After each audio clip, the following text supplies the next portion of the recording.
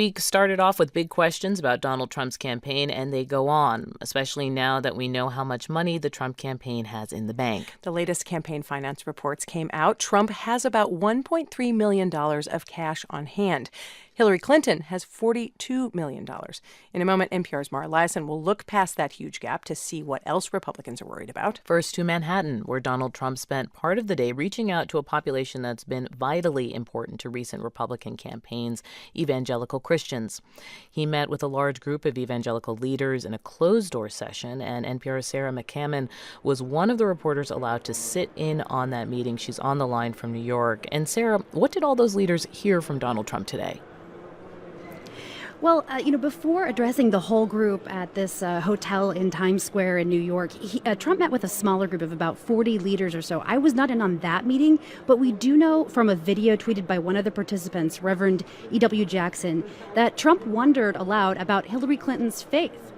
She's been in the public eye for years and years, and yet there's nothing out there. Now, I should note that Hillary Clinton has been very open about her Methodist faith. Later, Trump stressed his love for his family and promised the large group of several hundred evangelicals that he would protect their religious freedom. And he talked about his Supreme Court picks. He's released a list of 11 or so people he says he might choose for Supreme Court justices and promised to release 4 or 5 more names soon. Is the makeup of the Supreme Court and the next president's role in nominating justices a top issue for evangelical voters? Audie, at this point, it really feels like it is. Many of these evangelicals did not have Donald Trump as their first choice in the primary.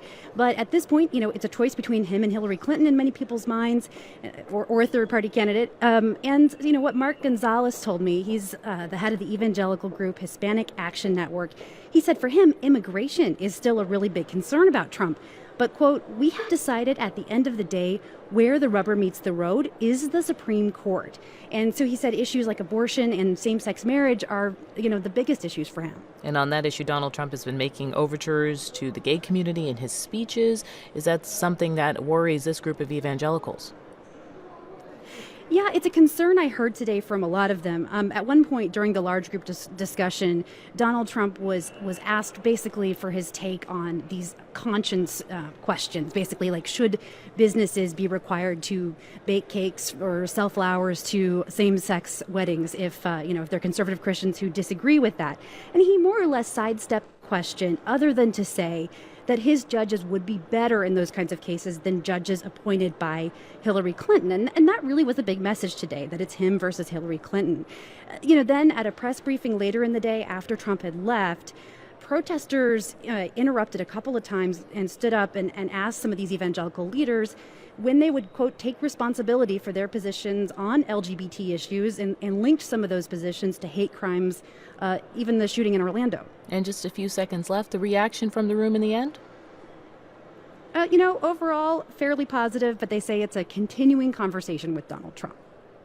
That's NPR's Sarah McCammon speaking to us from Manhattan. Sarah, thanks so much.